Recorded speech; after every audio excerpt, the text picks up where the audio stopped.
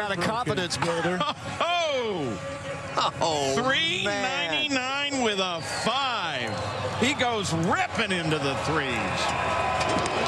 What does it feel like to throw down a pass like that when you know that you've got the opportunity, conditions are so good? Oh, with this diehard car and Tommy DeLago, you know, you just never know what you're going to get when you crawl in that race car. You know it's going to be fast if it hooks up. You hear everybody out there running O's, and they're just setting the world on fire. And, you know, Tommy, we didn't really talk that much. Usually we're chattering a little bit back and forth, and he just kind of got that look in his eye, you know, and he kind of comes in there and looks at me, and he's like, yeah, you good? And, you know, I'm like, yeah, I'm good, you know. And that thing, you know, gets up there on the tire, and, man, I was like, man, it left hard. And then next thing I know, it's still digging out there, and it's hard to see, and it's just like it's just dead in the groove, felt like, and it was just really digging hard. And I got through, and you know, I was like, man, that was a fast lap. What'd it run? And they said 399, and I couldn't believe it. I thought somebody was playing a prank on me, but this is awesome. I mean, you know, Tom, I just can't say enough about Tommy. I mean, I know that he's the man out here, and as far as that stuff goes for speed and ET, and I'm just glad to be sitting in his hot rod.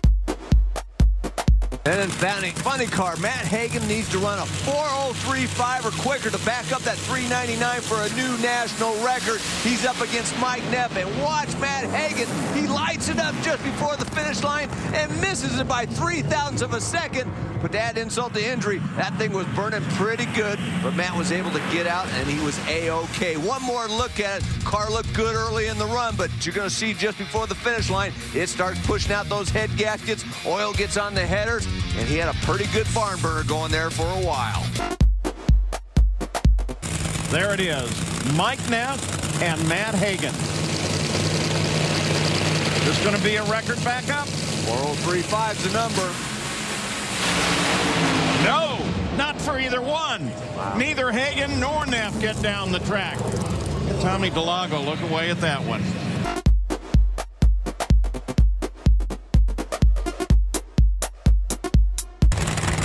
Well, right now the focus has got to be on Matt Hagan right now. Tommy DeLago said he can't back it down too much. He's got to go up there and be aggressive. But the point is, if he thinks that track can hold a 399, that's the maximum it's going to hold. He's going to set up to run a 4:01 or 4:02. He's still going to have a little bit of a cushion, but he's definitely going to try to lay down a number.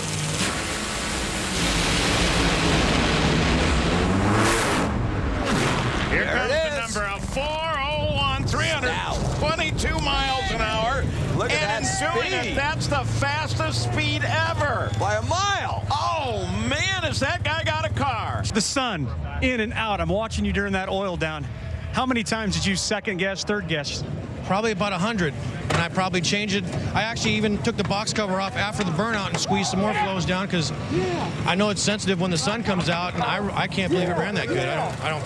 Maybe I'll learn something. I don't know. You said the car kind of has a mind of its own right now? That's how it was. It hasn't been that way all year, but it was last year in the countdown. It seems to be doing it again. At the top end, Mike, with Matt Hagan. And the thing that I love about Matt Hagan is that he just vibrates with energy, particularly after a pass like that. You're sitting there, you're seeing the sun come out, you're seeing Tommy DeLago diving in there making changes. What are you thinking? Oh, you know, I came over the radio and I said, thank goodness the sun has graced us with its lovely presence today. You know, you're hoping you never see the sun all day long, but, you know, it's just to hang on to that ride right there, go 322 miles an hour, back up our record, get 20 points for the round, I guess it's 20 points, I don't know, get points for the round, get points for the record. It doesn't get any better. Hopefully we can go some rounds today, but, you know, for the diehard gang motor mile. Hey, and one other thing, I want to say hi to Andy and Jim at Twin Palms. The guy's got cancer. He's going through some treatment. You know, it's a big moment for sponsors, but, you know, it's people what counts out here, and they're really good people and good buddies. But for diehard and everybody else, woohoo, yeah!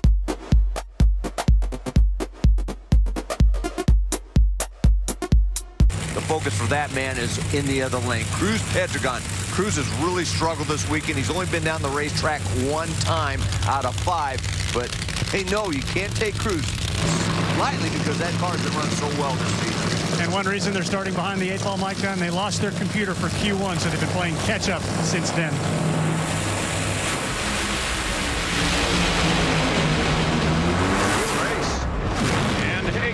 It a 4:05, 316-mile-an-hour pass. He really needs a 3:19.04 if he wants to back up on speed, but then again, there are also no points on speed. speed. Yeah, only on an ET record. At this point, they don't really care about the speed. But, you know, Cruz Pedregon had the advantage by 0.03 of a second, which really gave Matt Hagan a race. Give credit for Cruz. Struggled all weekend, gets it hooked up, runs a nice 4:10, but unfortunately, Matt Hagan in the other lane was running a 4:05. As you take a look at the Lucas Oil photo finish cam, by half a car length, that diehard car advances to the next round. It's Matt Hagan and Jack Beckman. Hagan has the ET record. Can he get a race win now? Well, he's also got the fastest speed ever, but he's up against the national speed record holder in Jack Beckman. The two fastest cars, funny cars on the planet. But what a difference, 322 miles per hour versus 318. That run by Matt Hagan was just unbelievable. Fast Jack, his name is suiting him well. He's running very well, but obviously with lane choice here, Tommy DeLago likes his chances. He's not taking anything for granted, but that diehard car's been running awfully good. We say on the planet a lot. I think it's in the solar system. Maybe the galaxy, maybe the universe. Okay, stop. Sorry. Rontober tunes for Jack Beckman. Here we go. And it's Hagan. Hagan, 4:03, 318 miles an hour. Dad's pretty happy about that. He should be happy. I mean, unbelievable how good that car has been running. Jack Beckman, the advantage off of the starting line. He's probably a little bit deep because Matt Hagan made that up in the first 60 feet. I mean, give credit to Matt Beckman. He made a nice pass, but Matt Hagan's just unbeatable today. Tommy DeLago, I know you told me at the beginning of the day you were a little concerned with your backup body having a little extra weight on the nose. How concerned are you about it now after 3 straight round wins and some pretty impressive numbers today? I'm still concerned every run. We weren't able to get the balance still right. The drive shaft's been a little out of control, even the starting line every run. But we did as much as we can do because the car is already heavy, so we don't have that much bolt-on weight. Mike Neff, Matt Hagan. They are the finals in funny car for the O'Reilly Auto Parts Nationals. Look over the top end. Jason Line still heartbroken over that one. I know the feeling. Yeah, it's tough. But it speaks to the pressure that the playoffs are putting on. I mean, if you see 2 red lights and 2 finals, my goodness, that shows you how hard everybody's trying. Yeah, well, I mean, you always want to get that win, but as you said, with the playoffs pressure, just adds a little bit to it. Right now, you talk about pressure. Got Matt Hagan right here. He comes in here. He's racing the points leader in the other lane. He just set the national record. You know, #1 qualifier. He's been in 2 finals this year, but he's basically got beat on a whole shot and red lighted in both of those finals. We're talking about Matt Hagan. So Mike Neff right now, you know, I don't know. I mean, Matt Hagan doesn't have the car, but you look at wins by lane, 9 wins in the right lane, 5 in the left. Matt Hagan has a lane choice.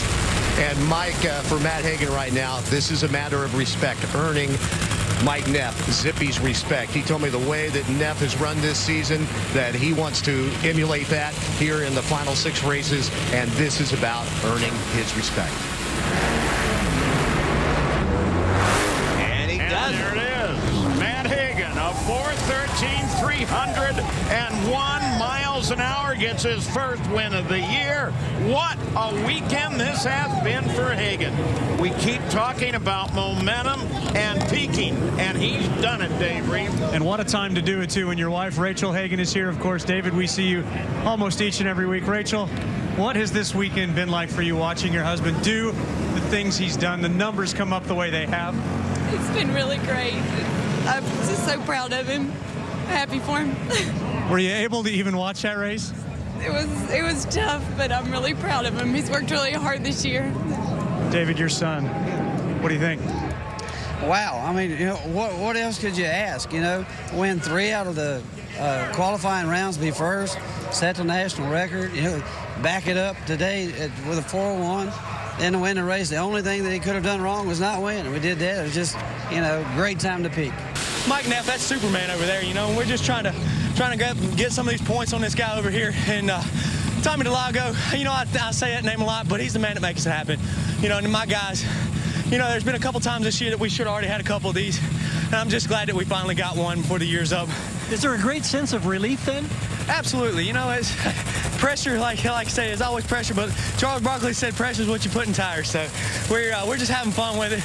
and we're just, I just can't believe it. I wish my wife was up here. I don't know where she's at. We just heard from her. She's very emotional. Yeah, I can't wait to see her, you know, so God, it's going to make me cry. I'm a big old country boy. I'm about ready to cry, but, you know, it's just really cool to do this for my guys and for Tommy Lago, for Die Hard, for Valvoline, for everybody that supports us, U.S. Army. It's incredible. I mean, and to go out here and set a national record, back it up, and then win the race, it doesn't get any better than that, man. It doesn't get any better.